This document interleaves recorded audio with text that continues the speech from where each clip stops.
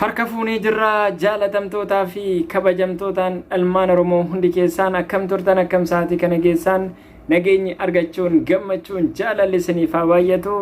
Gaa hundi keessaan roonni Shanangadaa tuubii maamila Shanangadaa tuubii taatan baga nagaan dhuftan anaa dhufu welcome sinin jechuu jaalannaa. Gaa hundi keessaan gaa warroonni maamila keenyan taane anaa dhufu welcome sinin jechuu jaaladha. Sinis immoo maamila keenya taatanii sinis maatii tokko taanee waliin jira magaarii finnee gara fuulduraatti immoo gaa wantoota irraa barannu wal barsiisuudhaan gara fuulduraatti ejjennoo gaarii gaa tokkummaadhaan wanta gaarii akka uumnu abdii guddaan qaba. Warri maamila taatanis immoo like share gochuudhaan nu wajjiniin ta'an sinin jedha. Maamila Shanangadaa tuubii akka waliin taanee hojii gaarii hojii boonsaa hojjenne gaa sinis immoo warroonni maamila keenya taatan asirratti jechuudha.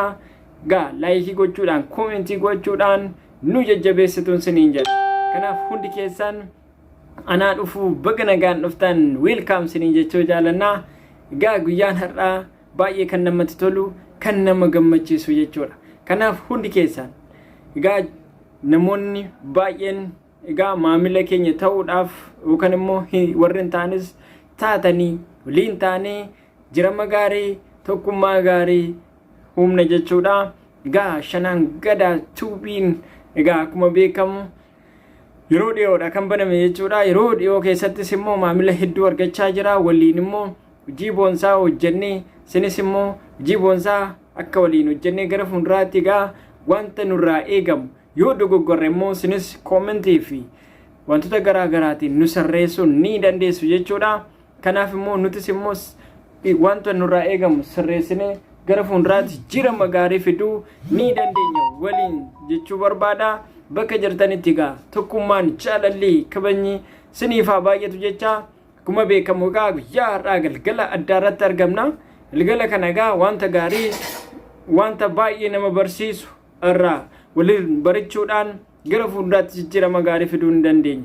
Kanaaf hundi keessaan roonna jalatti argamtan egaa guyyaa har'aatiin gara Shanangadaa tuubiitti dhuftanii jirtu.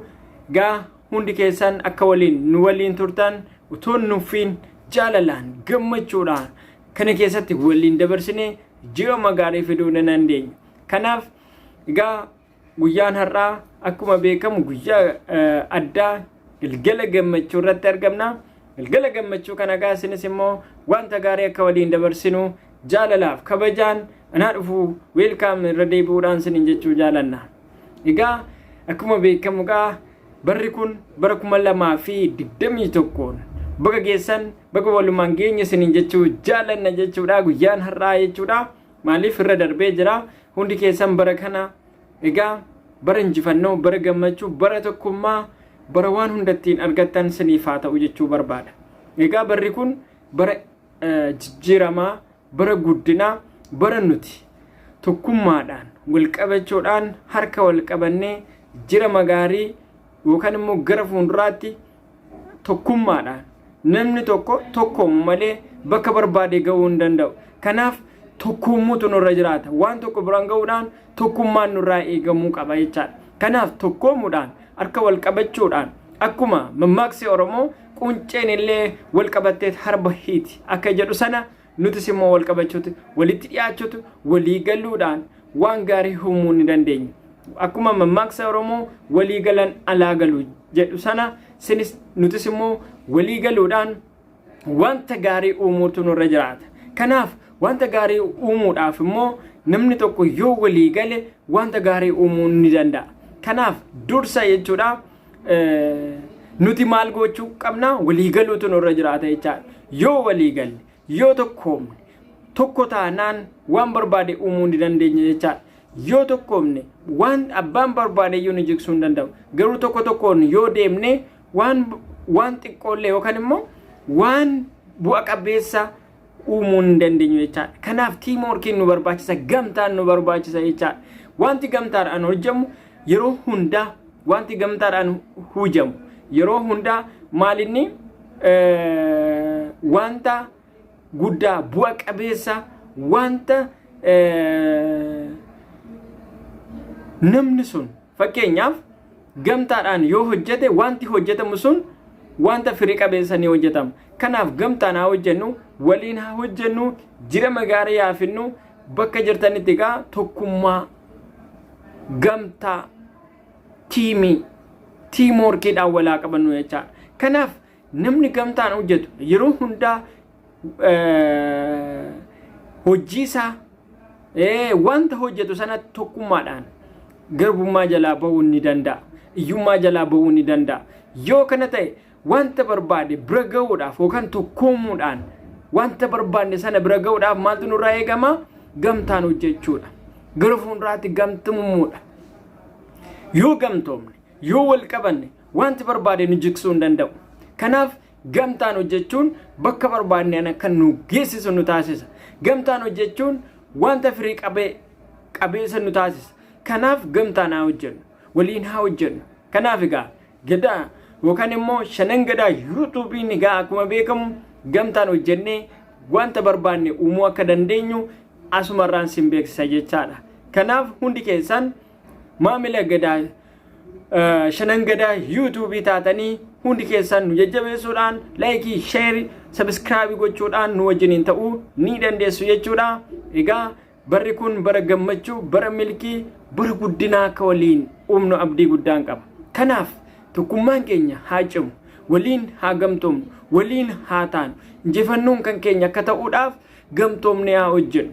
Yoo kana ta'e injifachuu ni dandeenya. Yoo gamtoomne waan barbaanne hojjechuu ni dandeenya. Kanaaf gamtaan nu barbaachisa, tokkummaan nu barbaachisa, tiimiin hojjechuun nu barbaachisa. Kanaaf yeroo hundaa injifannoo keenya galmaan ga'uudhaaf gamtaan nu barbaachisa jechaadha. Kanaaf yeroo hundaa gamtaan yoo hojjenne ejjennoon keenya ni cima, gara fuulduraatti maal ta'uu ni dandeenya? Wanta firii qabeessa uumuu ni dandeenya jechaadha. Firii qabeessa ta'uu qaba wanti nuti irratti hojjennu yookaan wal qabachuu qabna jechaadha.